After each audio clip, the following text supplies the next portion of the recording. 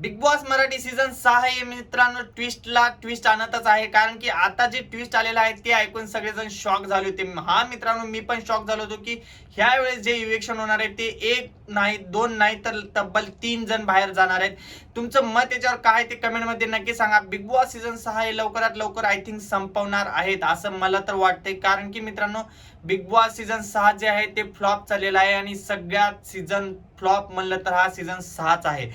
कारण की जे प्लेयर खेळणारे होते, जे कॉन्टेस्टंट मजा देणार होते ते सगळे घराच्या बाहेर आहेत आणि सगळे बोरिंग कॉन्टेस्टंट मध्ये आहेत मित्रांनो. आणि आजच्या एपिसोड मध्ये जे झालं ना ते बघून तर मला तर एकदम मजा आली. कारण की ससा मित्रांनो 2 वीक पहिला आलेली एक मुलगी, एक तन्वीला, एवढी डेंजर तन्वीला सगळेजण डेंजर बोलतात, तिचा गेम आहे बोलतात, सगळेजण बोलतात. ससा पुढे तन्वी बोलत नव्हती.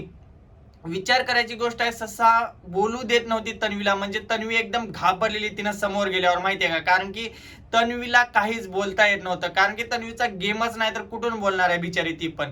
तिचा तर काही गेमच नाही, फक्त तिला विनर घोषित करणार आहे तेवढंच आहे, बाकी काहीच नाही. तिला सांगून ठेवलेत की तू बिग बॉस सीझन 6 ची विनर आहे, तू टेन्शन घेऊ नको, तू फक्त नॉर्मली राहा. आणि आज तिनं मध्ये पडायचं कारणच नव्हतं. कारण की ती गांडुळा सर्कस खरंच मध्ये पडलेली आहे. तुमचं काय मत आहे याच्यावर हे कमेंट बॉक्स मध्ये नक्की सांगा. तर चला, बाय बाय.